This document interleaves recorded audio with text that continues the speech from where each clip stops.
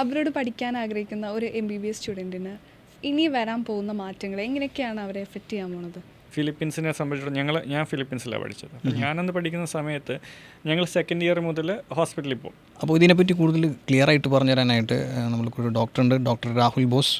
അദ്ദേഹം ഇവിടെ പ്രാക്ടീസ് ചെയ്യുന്ന ആളും കൂടെയാണ്, ജനറൽ ഫിസിഷ്യനാണ്, പുള്ളി ഒരു എഡ്യൂക്കേഷണൽ കൺസൾട്ടൻറ്റും കൂടിയാണ്.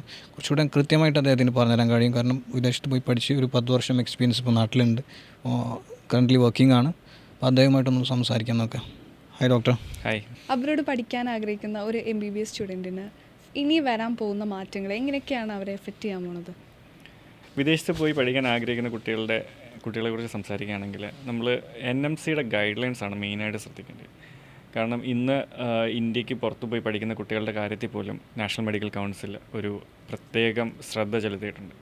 അപ്പോൾ അവർ പഠിക്കുന്ന കോഴ്സുകളുടെ ഡ്യൂറേഷൻ, അല്ലെങ്കിൽ അവരുടെ ക്ലിനിക്കൽ എക്സ്പോഷർ, അവർ ഏത് കോളേജിലാണ് പഠിക്കേണ്ടത്, പോകാനുള്ള ക്വാളിഫിക്കേഷൻ, അല്ലെ പോയിട്ട് കോഴ്സ് ഫിനിഷാക്കി വന്നതിന് ശേഷം ഇന്ത്യയിൽ പ്രാക്ടീസ് ചെയ്യണമെങ്കിൽ എന്തെല്ലാം എക്സാംസ് എഴുതണം, എന്തെല്ലാമാണ് അവർ ട്രെയിനിങ്, അതായത് ഇൻറ്റേൺഷിപ്പ് പോലുള്ള ട്രെയിനിങ് അറ്റൻഡ് ചെയ്യണം എന്നുള്ളതൊക്കെ NMC ആണ് ഗൈഡ് ലൈൻ ചെയ്യുന്നത്. ഇപ്പോൾ NMCയുടെ ഗൈഡ് ലൈൻസ് മസ്റ്റായിട്ടും ഫോളോ ചെയ്തിരിക്കണം. ഓക്കെ, അതാണ് നമ്മൾ മെയിനായിട്ട് ശ്രദ്ധിക്കേണ്ടത്. അപ്പോൾ അതിൽ തുടക്കത്തിൽ തന്നെ പറയുകയാണെങ്കിൽ, ഒന്ന് നീറ്റ് ക്വാളിഫിക്കേഷൻ വേണം. നീറ്റ് ക്വാളിഫിക്കേഷൻ 2020-21 കാലഘട്ടത്തിലാണ് ഈ നീറ്റ് ക്വാളിഫിക്കേഷൻ നിർബന്ധമായും വേണം എന്നുള്ളത് നമ്മുടെ നാഷണൽ മെഡിക്കൽ കമ്മീഷൻ അല്ലെ MCI പറഞ്ഞത്. അപ്പോൾ അതിൽ ക്വാളിഫിക്കേഷൻ വേണമെന്നേ പറയുന്നുള്ളൂ, റാങ്കോ അങ്ങനെയില്ല, ജസ്റ്റ് ക്വാളിഫയിങ് മാർക്ക് മതി. ഇപ്പം നമ്മളിപ്പോൾ ജനറൽ കാറ്റഗറി നോക്കുകയാണെങ്കിൽ OBC അല്ലെങ്കിൽ മറ്റ് SC/ST കാറ്റഗറിയിൽ വരുന്ന കുട്ടികളാണെങ്കിൽ അവരുടെ ക്വാളിഫയിങ് മാർക്ക് ഡിഫറെൻ്റ് ആണ്, വേരിയിങ് ചെയ്തിരിക്കും. ഇപ്പോൾ ജനറൽ കാറ്റഗറിയിലുള്ളവരുടെ അല്ല OBC അല്ലെങ്കിൽ മറ്റേ SC/ST, അങ്ങനെ അതിന് ഡിഫറൻസ് വരുന്നുണ്ട്. അപ്പോൾ അതാത് വർഷം NMC അല്ലെങ്കിൽ NBE national board of examination set ചെയ്യുന്ന ക്വാളിഫയിങ് മാർക്ക് അവർ അച്ചീവ് ചെയ്തിരിക്കണം. 1. 2, ഫിസിക്സ്, കെമിസ്ട്രി, ബയോളജി എന്ന് പറയുന്ന 3 സബ്ജക്റ്റുകളിൽ 12th 50% മാർക്ക് നിർബന്ധമായിട്ടും വേണം. അത് നേരത്തെ മുതലുള്ള റൂൾസാണ്. പക്ഷേ നീറ്റ് ക്വാളിഫൈ ചെയ്യണം അല്ലെങ്കിൽ നിർബന്ധമാക്കിയിട്ട് വളരെ കുറച്ച് കാലമേ ആയിട്ടുള്ളൂ. അതിൽ ക്വാളിഫൈ ആകുന്ന ആ ഒരു നിയമം വന്നതിന് ശേഷവും 2 വർഷം NMC അല്ലെങ്കിൽ NBE ഇളവുകൾ കൊടുത്തിരുന്നു. പക്ഷേ കാരണം പല കുട്ടികളും ഇതിനെപ്പറ്റി അറിയാൻ വൈകുക, അല്ലെങ്കിൽ അഡ്മിഷൻ എടുത്ത് പോയ കുട്ടികൾ, അപ്പോൾ നിയമം വന്നിട്ട് പോലും അവർ 2 വർഷം ഇളവുകൾ കൊടുത്തിരുന്നു. പക്ഷേ ഇനിയുള്ള കാലഘട്ടം, ഇപ്പോൾ 2024, 25, 26 കാലഘട്ടത്തിൽ ഈ ഒരു സമയങ്ങളിൽ അഡ്മിഷൻ എടുത്തിരിക്കുന്ന കുട്ടികൾ, ഇനി അങ്ങോട്ടും അഡ്മിഷൻ എടുക്കുന്ന കുട്ടികൾ ഉറപ്പായിട്ടും നീറ്റ് ക്വാളിഫൈ ആയിരിക്കണം ഇന്ത്യയിൽ പ്രാക്ടീസ് ചെയ്യണമെങ്കിൽ. ഇപ്പോൾ ഓൺഗോയിങ് സ്റ്റുഡൻസിനാണെങ്കിലും അത് എഫക്റ്റ് ചെയ്യുന്നുണ്ടല്ലോ. ഓൺഗോയിങ് സ്റ്റുഡൻസ് എന്ന് പറഞ്ഞാൽ ഈ നിയമം വരുന്നതിന് മുമ്പുള്ള കുട്ടികളെ അഫക്റ്റ് ചെയ്യത്തില്ല, ഈ നിയമം വന്നതിന് ശേഷമുള്ള കുട്ടികൾ ഉറപ്പായിട്ടും അറ്റൻഡ് ചെയ്തിരിക്കണം. ഈ ഇളവ് കൊടുത്ത വർഷങ്ങളിലും കുഴപ്പം വരുന്നില്ല, പക്ഷെ അതിന് ശേഷമുള്ള വർഷങ്ങളിലെ കുട്ടികൾക്ക് ഉറപ്പായിട്ടും അത് അറ്റൻഡ് ചെയ്തിരിക്കണം. ഇല്ലെങ്കിൽ തിരിച്ചു വന്നു കഴിയുമ്പോൾ ഇവിടെ FMG എക്സാം, അതായത് ഫോറിൻ മെഡിക്കൽ ഗ്രാജുവേറ്റ് എക്സാമിനേഷൻ, അതായത് ലൈസൻസിങ് എക്സാമാണ് ഫോറിൻ മെഡിക്കൽ ഗ്രാജുവേറ്റ്സിന് ഇന്ത്യയിൽ നിയമപരമായിട്ട് ഡോക്ടറായിട്ട് പ്രാക്ടീസ് ചെയ്യണം. അപ്പോൾ ആ എക്സാം എഴുതണമെങ്കിൽ നീറ്റ് ക്വാളിഫിക്കേഷൻ ഒരു മസ്റ്റ് ക്രൈറ്റീരിയയാണ്. ഇപ്പോൾ FMGയുടെ വരാൻ പോകുന്ന അപ്കമിങ് ചേഞ്ചസ് ഇപ്പോൾ ഓൺഗോയിങ് സ്റ്റുഡൻസിന് അത് എഫക്ട് ചെയ്യുന്നുണ്ട്. അപ്പോൾ സെക്കൻഡ് ഇയർ, തേർഡ് ഇയർ പഠിച്ചുകൊണ്ടിരിക്കുന്ന കുട്ടികൾക്ക് ഇപ്പോൾ ക്ലിനിക്കൽ ഇഷ്യൂ വരാൻ പോകുന്നു, വൈവേ വരാൻ പോകുന്നു. അപ്പം സുഹേൽ ചോദിച്ചത് നെക്സ്റ്റിനെ പറ്റിയായിരിക്കും. ഈ FMG എന്ന് പറയുന്ന എക്സാം ആക്ച്വലി ഇംപ്ലിമെൻറ്റ് ചെയ്ത് 2002 കാലഘട്ടം. അപ്പോൾ അതുവരെ നമുക്ക് പുറത്ത് പോയി പഠിച്ചിപ്പോൾ ജർമ്മനിയിലൊക്കെ ധാരാളം കുട്ടികൾ പോകുന്നുണ്ടായിരുന്ന സമയത്ത് അവിടെ പബ്ലിക് യൂണിവേഴ്സിറ്റിയിലൊക്കെ പോയി പഠിച്ച ഒത്തിരി സീനിയർ ഡോക്ടേഴ്സ് നമ്മുടെ നാട്ടിലുണ്ട്, ഇന്ത്യയിൽ, കേരളത്തിലുണ്ട്. അതുകൂടാതെ റഷ്യയിലൊക്കെ പോയിട്ട് വരുന്ന ധാരാളം ഡോക്ടേഴ്സ് ഇനി FMG എന്ന് പറയുന്ന എക്സാം എഴുതാതെ ഇന്ത്യയിൽ പ്രാക്ടീസ് ചെയ്യുന്നുണ്ടിരുന്നു. അപ്പോൾ 2002 ഈ ഒരു എക്സാം വേണമെന്ന് നിർബന്ധമായിട്ടും ഗവൺമെൻറ് ഓഫ് ഇന്ത്യ അല്ലെങ്കിൽ മെഡിക്കൽ കൗൺസിൽ ഓഫ് ഇന്ത്യ, അന്ന് NMC അല്ല, മെഡിക്കൽ കൗൺസിൽ ഓഫ് ഇന്ത്യ ആണ്. അപ്പോൾ മെഡിക്കൽ കൗൺസിൽ ഓഫ് ഇന്ത്യ അങ്ങനെയാണ് ഈ നിയമം 2002 കൊണ്ടുവരുന്നത്. അപ്പോൾ ഈ കാലഘട്ടത്തിൽ 2002 മുതൽ ഈ 2025 വരെയുള്ള കാലഘട്ടത്തിൽ ഈ എക്സാംസിന് അതിൻ്റെ പാറ്റേണിൽ മാറ്റം വന്നു. പക്ഷേ അന്ന് മുതൽ ഇതിൻ്റെ ക്വാളിഫയിങ് മാർക്ക് അല്ലെങ്കിൽ എത്ര ക്വസ്റ്റ്യൻസ് എത്രണ്ണം ക്ലിയർ ആകണം എന്നുള്ളതിൽ ഒരു 50% മാർക്ക് നിർബന്ധമായിട്ടും വേണം പാസിംഗ് മാർക്കായിട്ട്. ഇപ്പം 300 ഈ എക്സാം ഉള്ളത്. അപ്പം 300 മാർക്കിൽ 150 മാർക്ക്, 300 ക്വസ്റ്റ്യന് ഓരോ മാർക്ക് വെച്ച്, നെഗറ്റീവ് മാർക്കില്ല. അപ്പോൾ നമ്മൾ 300-ൽ 150 കറക്റ്റ് ആക്കിയാൽ മതി, നെഗറ്റീവ് മാർക്കിംഗ് ഇല്ല. നീറ്റ് എക്സാം മൂലം നെഗറ്റീവ് മാർക്കിംഗ് ഉള്ളതാണ് നീറ്റ് എക്സാം. നീറ്റ് UG എന്ന് പറയുന്നത് നെഗറ്റീവ് മാർക്കുള്ള ഒരു എക്സാമാണ്. പക്ഷേ നമുക്ക് കാരണം ഇതൊരു സ്ക്രീനിങ് ടെസ്റ്റാണ്. പക്ഷേ ആദ്യ കാലഘട്ടങ്ങളിൽ ഇതൊരു multiple choice objective direct questions ആണ്. പക്ഷേ പിന്നീട് അത് വന്ന് ഈ ഒരു 2018-19 കാലഘട്ടം മുതൽ അതിൻ്റെ പാറ്റേണിൽ മാറ്റം വന്നിട്ടുണ്ട്. ഒരു ഡയറക്റ്റ് മൾട്ടിപ്പിൾ ചോയ്സ് ക്വസ്റ്റ്യനിൽ നിന്ന് കുറച്ചുകൂടി ഒരു ക്ലിനിക്കൽ ഓറിയൻറ്റഡ് ആയിട്ട് ഒരു കേസ് തന്നിട്ട്, അപ്പോൾ ഒരു സിനാരിയോ തന്നിട്ട് ആ സിനാരിയോയിൽ നിന്ന് എന്താണ് നിങ്ങളുടെ ഡയഗ്നോസിസ്, അങ്ങനെ ഒരു എന്താ പറയുക കണക്റ്റഡ് ക്വസ്റ്റ്യൻസ് ആണ് വരുന്നത്. ഇപ്പോൾ നമുക്കൊരു 150ാമത്തെ ക്വസ്റ്റ്യൻ വരുന്ന ഒരു ക്വസ്റ്റ്യൻ്റെ ആൻസർ ചെയ്തിട്ട് ഈ 151ാമത് വരുന്ന ക്വസ്റ്റ്യൻ എന്ന് പറയുന്നത് ചിലപ്പോൾ 150ൻ്റെ കണക്റ്റഡ് ആയിട്ടായിരിക്കും. അങ്ങനെയും വരാറുണ്ട്. അപ്പം പാറ്റേണിൽ മാറ്റങ്ങൾ വന്നിട്ടുണ്ട് എന്നുള്ളത്. ഇനിയിപ്പോൾ ഈ പറഞ്ഞോട്ട് FMG നെക്സ്റ്റ് എക്സാം ആകാൻ പോകുമ്പോൾ സംഭവിക്കാൻ പോകുന്നതെന്ന് പറഞ്ഞാൽ ശരിക്കും അതിനൊരു വ്യക്തത ഇതുവരെ വന്നിട്ടില്ല. കാരണം NMCയോ അല്ലെങ്കിൽ നാഷണൽ ബോർഡ് ഓഫ് എക്സാമിനേഷൻസോ ഇതിനെപ്പറ്റി ഒരു ക്ലാരിറ്റി എന്താണെന്നൊരു ഒഫീഷ്യൽ സ്റ്റേറ്റ്മെൻറ്റ് അല്ലെങ്കിൽ ഒഫീഷ്യൽ നോട്ടീസ് അവർ ഇതുവരെ പുറപ്പെടുവിച്ചിട്ടുണ്ട്. പക്ഷേ അവരിൽ നിന്നും കിട്ടുന്ന ഇൻഫർമേഷൻ എന്തായാലും ഒരു എക്സാം വരുമ്പം അതെങ്ങനെയായിരിക്കും എന്നൊരു നമുക്കൊരു ഐഡിയ ഉണ്ടായിരിക്കുമല്ലോ. കാരണം ഈ ഫീൽഡിൽ നിൽക്കുന്ന ആളുകൾക്ക് ഇതിനെപ്പറ്റി ഒരു ഐഡിയ ഉണ്ടാവും. അപ്പം ശരിക്കും നമ്മുടെ ഇന്ത്യൻ മെഡിക്കൽ ഗ്രാജുവേറ്റ്സും ഈ നെക്സ്റ്റ് ഇനിയും മുതൽ അറ്റൻഡ് ചെയ്യണം എന്നാണ് NB അല്ലെങ്കിൽ നമ്മുടെ national board of examination NMC ഒക്കെ പറയുന്നത്. അപ്പം നമ്മുടെ നാട്ടിലെ ഇന്ത്യൻ മെഡിക്കൽ ഗ്രാജുവേറ്റ്സിൻ്റെ ഫൈനൽ ഇയർ എക്സാം ആയിരിക്കും നെക്സ്റ്റ് എന്ന് പറയുന്നത്. അതായത് അവരിപ്പോൾ എടുത്തുകൊണ്ടിരിക്കുന്ന അവരുടെ ഫൈനൽ ഇയർ എക്സാം പോസിബിലിറ്റിയാണ് കേട്ടോ. ഇത് നോട്ട് ഒഫീഷ്യൽ ആയിട്ട് ആരും പറഞ്ഞിട്ടുള്ളതൊന്നുമല്ല, ഒരു പോസിബിലിറ്റിയാണ്. പോസിബിലിറ്റി എന്ന് പറഞ്ഞാൽ അത് അങ്ങനെ ഒരു വരാൻ ചാൻസ് ഉള്ളൂ. കാരണം ഫൈനൽ ഇയർ എക്സാം ആണ് ഈ നെക്സ്റ്റ് ആയിട്ട് വരാൻ ചാൻസ് ഉള്ളത്. അപ്പോൾ അതിനെക്കുറിച്ച് പറയുകയാണെങ്കിൽ ഇപ്പം തിയറി എക്സാമും ഉണ്ട്, പ്രാക്ടിക്കൽ എക്സാംസും ഉണ്ടല്ലോ നമുക്ക് MBBS ഫൈനലിൽ. അപ്പോൾ ഇപ്പോൾ കറൻ്റ്ലി FMG എന്ന് പറയുന്നത് ഒരു തിയറി എക്സാം മാത്രമാണ്. ഒരു multiple choice 300 computer based 300 questions ആണ് വരുന്നത്. Minimum score 160. അപ്പോൾ ഇനിയിപ്പോൾ അത് ഒരു ഫൈനൽ ഇയർ എക്സാം ആകുമ്പോൾ ഫോറിൻ മെഡിക്കൽ ഗ്രാജുവേറ്റ്സിന് അതൊരു സ്ക്രീനിങ് ടെസ്റ്റും ഇന്ത്യൻ ഗ്രാജുവേറ്റ്സിന് അതൊരു ലൈസൻസിങ് എക്സാമുമാണ്. അപ്പോൾ ഈ സ്ക്രീനിങ് ടെസ്റ്റ് നമുക്ക് FMGസിനെ സംബന്ധിച്ചിടത്തോളം ലൈസൻസിങ് എക്സാമായിട്ടാണ് വരുന്നത്. പക്ഷേ അതിന് ശേഷം അവർ ഹൗസ് സർജൻസി ചെയ്യണം. അപ്പോൾ അത് അങ്ങനെയാണ് വരുന്നത്. അപ്പം ഇപ്പം ഇതുവരെയിൽ നിന്ന് പാറ്റേൺ മാറുന്ന പറഞ്ഞാൽ ക്ലിനിക്കൽസ് കൂടെ വരും. ക്ലിനിക്കൽ എക്സാംസും ഉണ്ടാവാം, വൈവയോ അല്ലെങ്കിൽ മൾട്ടിപ്പിൾ ഐഡൻറ്റിഫിക്കേഷനോ അങ്ങനെയുള്ള എന്തെങ്കിലും ഒരു കേസ് തന്നിട്ട് പേഷ്യൻറ്റിനെ തന്നിട്ട് ചിലപ്പം അത് ഡയഗ്നോസിസ് പറയാനോ ഒക്കെ ആയിരിക്കും പറഞ്ഞത്, എന്തെങ്കിലുമൊക്കെ ഐഡൻറ്റിഫൈ ചെയ്യാനോ ഒക്കെ ആയിരിക്കും പറഞ്ഞത്. ചിലപ്പോൾ നല്ല ഒരു റിയൽ പേഷ്യൻറ്റിനെ ഇരുത്തിയിട്ടായിരിക്കും ചെയ്യുക. അപ്പം നമുക്കത് പറയാൻ പറ്റത്തില്ല. കാരണം എങ്ങനെയാണ് NB അല്ലെങ്കിൽ NMC അതിനെ പ്ലാൻ ചെയ്യുന്നതിനുള്ളതിനൊരു വ്യക്തത അവർ പറഞ്ഞിട്ടില്ല. നമുക്ക് എക്സ്പെക്റ്റ് ചെയ്യാവുന്ന ഇതൊക്കെയാണ്. അപ്പോൾ ഈ ഒരു എക്സാം വന്നു കഴിഞ്ഞാൽ ക്ലിനിക്കൽസ് മസ്റ്റായിരിക്കും. കാരണം എന്തായാലും പുറത്തുനിന്ന് വരുന്ന ഇപ്പം നമ്മളിപ്പം ഏത് രാജ്യത്തിപ്പം നോക്കുവാണെങ്കിലും ഇന്ത്യയുടെ അത്രയും ക്ലിനിക്കൽസ് ഉണ്ടാവില്ല. ഒന്നാമത് ലാംഗ്വേജ് ബാരിയർ ഒരു വലിയൊരു മസ്റ്റായിട്ടൊരു സംഭവമാണ്.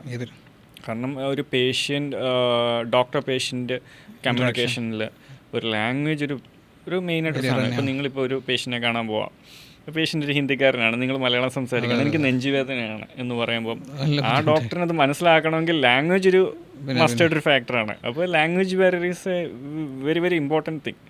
അപ്പോൾ നമ്മൾ ആ ലാംഗ്വേജ് പഠിച്ച് നല്ലൊരു ക്ലിനിക്കൽ നോളജ് ഗെയിൻ ചെയ്യുവാണെങ്കിൽ ദാറ്റ് സ്റ്റുഡൻറ്റ് വിൽ ബി അങ്ങനെ ഒരു കാൻഡിഡേറ്റിന് ഈ FMG അല്ലെങ്കിൽ നെക്സ്റ്റ് എക്സാമിൻ്റെ ക്ലിനിക്കൽ പാർട്ട് ഈസി ആയിരിക്കും. പക്ഷേ അവിടെ ഈ ലാംഗ്വേജ് ബാരിയർ ഉള്ളിടത്തോളം കാലം ഒരു 50% കുട്ടികൾക്കും ക്ലിനിക്കൽ എക്സ്പോഷർ കുറച്ച് മോശമാണ്. ഒരുപാട് കുട്ടികൾ ഇപ്പോൾ ജോർജിയ, റഷ്യ, ഉസ്ബെക്കിസ്ഥാൻ, കിർഗിസ്ഥാൻ ഒക്കെ ലാംഗ്വേജ് ഓൾമോസ്റ്റ് റഷ്യ കോമൺ ആണ് എങ്കിൽ പോലും ഈ ജോർജിയ പോലുള്ള സ്ഥലങ്ങളിൽ ജോർജിയൻ ലാംഗ്വേജ് കുറച്ച് ഡിഫിക്കൽട്ടാണെന്ന് കേട്ടിട്ടുണ്ട്. അത് പഠിക്കുന്നവരുണ്ട്. അപ്പോൾ ഇവരെത്രമാത്രം കുട്ടികൾ ഇത് പഠിക്കാത്തവരെന്ത് ചെയ്യും? ഇത് പഠിക്കാത്തവർ ക്ലിനിക്കലി പ്രോപ്പറായിട്ട് കിട്ടുന്നുണ്ടോയെന്ന് ഞാൻ പലപ്പോഴും ആലോചിക്കാറുണ്ട്.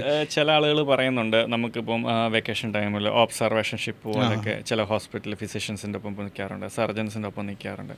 കുറേയൊക്കെ അത് ഹെൽപ്പ് ചെയ്യും, പക്ഷേ ഒരു പൂർണ്ണത ഉണ്ടാവില്ല. ബിക്കോസ് നമുക്കൊരു കംപ്ലീറ്റ് ഒരു ഡോക്ടറിന് ക്ലിനിക്കൽ എക്സ്പോഷർ എന്ന് പറയുന്നത് ഒരു ക്ലിനിക്കൽ ഓറിയൻറ്റഡ് ആയിട്ടുള്ള ടീച്ചിങ്ങിൽ തന്നെ പറ്റുള്ളൂ. അപ്പം നമ്മളിപ്പം ഇന്ത്യയിൽ തന്നെ നോക്കുകയാണെങ്കിൽ നമുക്കിപ്പം മെഡിക്കൽ സ്റ്റഡീസിനൊപ്പം ഇൻറ്റേൺഷിപ്പിന് മുമ്പായിട്ട് തന്നെ പേഷ്യൻസിനെ കാണണം, കേസ് എടുക്കണം, അങ്ങനെയൊക്കെയുള്ള കുറേ ഇതുണ്ട്. ഇപ്പം ഞാനിപ്പം ഒരു ഫോറിൻ മെഡിക്കൽ ഗ്രാജുവേറ്റാണ്. ഫിലിപ്പീൻസിനെ സംബന്ധിച്ചിടത്തോളം ഞാൻ ഫിലിപ്പീൻസിലാണ് പഠിച്ചത്. അപ്പം ഞാനന്ന് പഠിക്കുന്ന സമയത്ത് ഞങ്ങൾ സെക്കൻഡ് ഇയർ മുതൽ ഹോസ്പിറ്റലിൽ പോകും.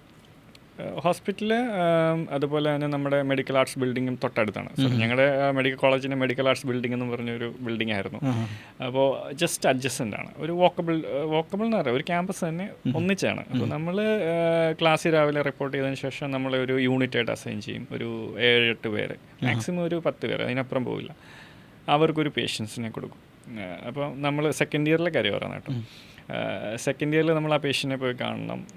അന്ന് നമുക്ക് ഫിലിപ്പീൻസിൻ്റെ എഡ്യൂക്കേഷൻ സിസ്റ്റത്തിൽ സെക്കൻഡ് ഇയർ തൊട്ട് മെഡിസിനും ഒക്കെ ഉണ്ട്. ഫസ്റ്റ് ഇയർ അനാറ്റമി, പിന്നെ ഫസ്റ്റ് ഇയർ തന്നെ സെക്കൻഡ് ഇയറിലാണ് നമുക്ക് ഫിസിക്കൽ എക്സാമിനേഷൻ ഒക്കെ ചെയ്യിക്കുന്നത്, അപ്പം പഠിപ്പിക്കുന്നത്. അപ്പം അങ്ങനെയുള്ള ഹിസ്റ്ററി ടേക്കിങ്, ബേസിക് ആയിട്ടുള്ള കാര്യങ്ങളൊക്കെ. അപ്പം ആ സമയം തൊട്ട് തന്നെ നമ്മൾ പേഷ്യൻസിനെ എടുപ്പിച്ച് പേഷ്യൻസിന് കേസ് സ്റ്റഡി ചെയ്യിപ്പിച്ച് നമ്മളൊരു ക്ലിനിക്കൽ ഓറിയൻറ്റഡ് ആയിട്ടാണ് അവിടെ പഠിപ്പിക്കുന്നത്. അപ്പോൾ അതുകൊണ്ട് തന്നെ നമുക്കൊരു ക്ലിനിക്കൽ നോളജ് ഉണ്ടാവും. പിന്നെ ഫിലിപ്പീൻസിൻ്റെ മെഡിക്കൽ സിസ്റ്റം എന്ന് പറഞ്ഞാൽ US-ൻ്റെ സെയിം സിലബസ് ആണ്. 4 വർഷവും പിന്നെ 5ാമത്തെ വർഷം ഹൗസ് സർജൻസി. അപ്പോൾ അത് ഇന്നിപ്പം വാലിഡ് അല്ല. 54 മാസം NMC-യുടെ ഗൈഡ് ലൈൻസ് പ്രകാരം 54 മാസവും 12 months ഓഫ് CRMA വേണമെന്ന് പറയുന്നുണ്ട്. അതുകൊണ്ട് നമ്മുടെ ഫിലിപ്പീൻസിൻ്റെ എന്ന് പറയുമ്പോൾ 48 months ഉള്ളൂ, അല്ലെങ്കിൽ 4 വർഷമേ ഉള്ളൂ study period, plus 1 year house surgency 5 വർഷം. അപ്പോൾ അതൊരു ഇപ്പം കറൻ്റ്ലി വാലിഡ് അല്ല. എങ്കിൽ പോലും ക്ലിനിക്കൽസ് നല്ലൊരു എക്സ്പോഷർ കിട്ടുന്ന ഒരു സ്ഥലമാണ് ഫിലിപ്പീൻസ്. പ്രിഫറൻസ് കൊടുക്കാൻ പറ്റുന്ന. അതെ. സെക്കൻഡ് ഇയർ തൊട്ട് നമുക്ക് ഇത് കിട്ടുന്നുണ്ട്. തേർഡ് ഇയർ ഒക്കെ ആകുമ്പോൾ നമുക്കൊരു 3-4 പേർക്ക് അല്ലെങ്കിൽ നമുക്ക് ഇൻഡിവിജ്വലി പേഷ്യൻസിനെ തരും. നമ്മളത് കേസ് സ്റ്റഡി നടത്തി, ഹിസ്റ്ററി എടുത്ത്, ഫിസിക്കൽ എക്സാമിനേഷൻ ചെയ്ത്, അങ്ങനെ ഒരു ഡിഫറൻഷ്യൽ ഡയഗ്നോസിസ്, പ്രൊഫഷണൽ, അങ്ങനെ ഒരു സിസ്റ്റം ഓഫ് ഒരു വേ ഉണ്ട്. ആ രീതിയിൽ നമ്മളത് കേസ് സ്റ്റഡി പ്രസൻറ്റ് ചെയ്യണം. നമ്മളിപ്പോൾ എല്ലാവർക്കും നമ്മളെ പ്രൊഫസേഴ്സ് ആക്ച്വലി വിളിക്കും. ഗ്രൂപ്പിൽ നിന്ന് നമ്മൾ ഓരോ ഗ്രൂപ്പിനും ഒരു പ്രൊഫസറിനെ അസൈൻ ചെയ്തിട്ടുണ്ടാവും, മെഡിസിൻ്റെ അല്ലെങ്കിൽ സർജറിയുടെ ആണെങ്കിൽ സർജറിയുടെ. അപ്പോൾ അവർ ആ ഗ്രൂപ്പിന് ഒരു 10 പേർക്ക് ഒരു പ്രൊഫസർ ഉണ്ടാവും. അപ്പോൾ നമ്മൾ 10 പേരും ആ പ്രൊഫസറിൻ്റെ ഇടയ്ക്ക് അത് റിപ്പോർട്ട് ചെയ്യണം, ഇൻക്ലൂഡിങ് ലാബ് ഇൻവെസ്റ്റിഗേഷൻ എല്ലാം. അപ്പോൾ അത് പ്രോപ്പർ അല്ലെങ്കിൽ നമുക്കവിടെ ക്ലിനിക്കൽ മാർക്സ് ഉണ്ടാവും. അപ്പോൾ അതിൽ ഷോർട്ടേജ് വരും. അപ്പോൾ അങ്ങനെ അത് പാസിംഗ് പെർസെൻറ്റേജിനെയൊക്കെ ബാധിക്കും. അതുകൊണ്ട് തന്നെ റിയലായിട്ട് നമ്മളത് എഫേർട്ട് ഇട്ട് നമ്മളിത് ചെയ്യും. നല്ല രീതിയിലൊരു ക്ലിനിക്കൽ എക്സ്പോഷറാണ് അവിടെ കിട്ടുന്നത്. പിന്നെ 4th ഇയർ എന്ന് പറയുന്നത് ആക്ച്വലി ക്ലിനിക്കൽ റൊട്ടേഷനാണ് അവിടെ. നമ്മുടെ നാട്ടിൽ 4th ഇയർ എന്ന് പറയുന്നത് സ്റ്റഡിയാണ്. ഇത് 4th ഇയർ എന്ന് പറയുന്നത് കംപ്ലീറ്റ്ലി ക്ലിനിക്കലാണ്, ക്ലർഷിപ്പാണ്. അതായത് നമ്മൾ 2 മാസം മെഡിസിൻ, 2 മാസം സർജറി, അങ്ങനെ ഓരോ ഡിപ്പാർട്ട്മെൻറ്റിലും നമുക്ക് മേജർ ഡിപ്പാർട്ട്മെൻറ്റ്സിൽ 2 മാസം വെച്ചുണ്ടാവും. മൈനർ ഡിപ്പാർട്ട്മെൻറ്റ്സിലെല്ലാം ഒരു 2 weeks അല്ലെങ്കിൽ 3 weeks വെച്ച് നമുക്ക് റൊട്ടേഷൻ ഉണ്ടാവും. അങ്ങനെയാണ് 4th ഇയർ എന്ന് പറയുന്നത്. പിന്നെയാണ് 5th ഇയർ നമുക്ക് ഇൻറ്റേൺഷിപ്പ് വരുന്നത്. ടോട്ടൽ 2 വർഷമാണ് നമ്മൾ ഹോസ്പിറ്റൽ ഡ്യൂട്ടി എടുക്കുന്നത്. നല്ല രീതിയിൽ ഒരു ക്ലിനിക്കൽ എക്സ്പോഷറാണ് അവിടെ കിട്ടുന്നത്. ലാംഗ്വേജോടെ ഇംഗ്ലീഷ് സ്പീക്കിംഗ് കൺട്രി ഫിലിപ്പീൻസിനെ സംബന്ധിച്ചിടത്തോളം ഫിലിപ്പീൻസ് ഒരു സെക്കൻഡ് ലാർജസ്റ്റ് ഇംഗ്ലീഷ് സ്പീക്കിംഗ് കൺട്രിയാണ് outside of 5 English speaking country. അതായത് നമ്മുടെ ഇപ്പം US, UK, Canada, Australia, New Zealand എന്ന് പറയുന്നത് പ്യുവർലി ഇംഗ്ലീഷ് സ്പീക്കിംഗ് കൺട്രിയാണ്. സെക്കൻഡറി ലാംഗ്വേജസ് ഉണ്ടെങ്കിൽ പോലും അവരുടെ പ്രൈമറി ലാംഗ്വേജ് എന്ന് പറയുന്നത് ഇംഗ്ലീഷാണ്. അപ്പോൾ ആ കൺട്രി വിട്ട് കഴിഞ്ഞാൽ പിന്നെ ഉള്ള സെക്കൻഡ് ലാർജസ്റ്റ് ഇംഗ്ലീഷ് സ്പീക്കിംഗ് കൺട്രികളിൽ ഒന്നാണ്. സെക്കൻഡ് ലാർജസ്റ്റ് ഇംഗ്ലീഷ് സ്പീക്കിംഗ് കൺട്രിയാണ് ഫിലിപ്പീൻസ്. അപ്പോൾ നമുക്ക് ആക്ച്വലി കമ്മ്യൂണിക്കേഷൻ്റെ ഒരു ഗ്യാപ്പ് അവിടെ വരുന്നില്ല ബേസിക്കലി. കാരണം ഫിലിപ്പീൻസിനെ സംബന്ധിച്ചിടത്തോളം അവിടുത്തെ ജനങ്ങൾ ഒരു 95-96% നല്ലൊരു ശതമാനം ആളുകളും ഇംഗ്ലീഷ് സംസാരിക്കും. എഴുതാൻ പലർക്കും അറിയുന്നുണ്ടാവില്ല, but they are very good in English. അപ്പോൾ അവർക്ക് മറ്റ് 2-3 കാര്യങ്ങൾ മീൻസ് ഇത് ഇംഗ്ലീഷ് സംസാരിക്കാനായിട്ട് പല കാരണങ്ങളുണ്ട്. ഒന്ന്, അമേരിക്കൻ കോളനി ആയിരുന്നു. അതുകൂടാതെ ഫിലിപ്പീൻസിൻ്റെ മെയിൻ സോഴ്സ് ഓഫ് ഇൻകം എന്ന് പറഞ്ഞ ടൂറിസമാണ്. ധാരാളം ടൂറിസ്റ്റുകൾ വരുന്നുണ്ട്. അപ്പോൾ അവരെ സംബന്ധിച്ചിടത്തോളം അവരുടെ സർവൈവൽ ടൂറിസമാണ്. അപ്പോൾ അതുകൊണ്ട് തന്നെ അവർ ഇംഗ്ലീഷ് സംസാരിക്കാൻ അവർക്കറിയാം. ഇപ്പം നമ്മളിപ്പം ഇന്ത്യയിലെ തന്നെ പല സ്ഥലം, ഗോവ അല്ലെങ്കിൽ ഫോർട്ട് കൊച്ചി, അങ്ങനെയുള്ള സ്ഥലങ്ങളിൽ ടൂറിസ്റ്റ് ഡെസ്റ്റിനേഷനുകളാണെങ്കിൽ അവിടെ ചെന്ന് കഴിഞ്ഞാൽ മൾട്ടിപ്പിൾ ലാംഗ്വേജസ്, അതായത് ഫോറിൻ ലാംഗ്വേജ്, സ്പാനിഷും ജർമ്മനും തുടങ്ങിയ എല്ലാ ലാംഗ്വേജും സംസാരിക്കുന്ന ആളുകളെ നമുക്ക് കാണാൻ പറ്റും. അപ്പോൾ ആ ടൂറിസം വരുന്നതിനനുസരിച്ച് അവിടെ ലാംഗ്വേജും ഒരു ഇതാവുകയാണ്, സ്കില്ലായി മാറുകയാണ് ജനങ്ങളുടെ. അതുപോലെയാണ് ഫിലിപ്പീൻസിൻ്റെ നല്ലൊരു ഭാഗം, വളരെ കുറച്ച് ഭാഗങ്ങളിലേ ഉള്ളൂ ഇംഗ്ലീഷ് സംസാരിക്കാൻ അറിയാൻ വയ്യാത്തവർ. പക്ഷേ മെജോറിറ്റി ഏരിയ മനിലയൊക്കെ കംപ്ലീറ്റ്ലി 100% ആൾക്കാർ ഇംഗ്ലീഷ് സംസാരിക്കും. അവരുടെ ഒഫീഷ്യൽ ലാംഗ്വേജ് ആണ് ഇംഗ്ലീഷ്. പിന്നെ വേറെ തകാലോ എന്ന് പറയുന്ന ലോക്കൽ ലാംഗ്വേജ് ഉണ്ട്, പക്ഷേ അതിൻ്റെ ലിപി എന്ന് പറയുന്ന ഇംഗ്ലീഷ് ലെറ്റേഴ്സാണ്. They don't have their own ലിപി ഇല്ല അവർക്ക്. ലെറ്റേഴ്സ് ഇംഗ്ലീഷ് ലെറ്റേഴ്സാണ് യൂസ് ചെയ്യുന്നത്. ABCD എന്നുള്ള ലെറ്റേഴ്സാണ് അവർ യൂസ് ചെയ്യുന്നത്. ഫിലിപ്പീനിലുണ്ടായിരുന്നുള്ള എക്സ്പീരിയൻസും തിരിച്ച് നാട്ടിൽ വന്നപ്പോൾ ഉണ്ടായ ഒരു ക്ലിനിക്കൽ സൈഡ് പറയുകയാണെന്നുണ്ടെങ്കിൽ ആക്ച്വലി ഞാൻ പഠിക്കുന്ന സമയത്ത് എൻ്റെ ക്ലാസ്സിലൊരു 57 സ്റ്റുഡൻസ് ഉണ്ടായിരുന്നുള്ളൂ. അപ്പം നമ്മളൊരു മിക്സ്ഡ് ബാച്ച് ആയിരുന്നു. അതുകൊണ്ട് ഞങ്ങൾ 26 പേര് ഇന്ത്യൻസും ബാക്കിയുള്ള ഒരു ഫിലിപ്പിൻ നാഷണൽസും ആയിരുന്നു.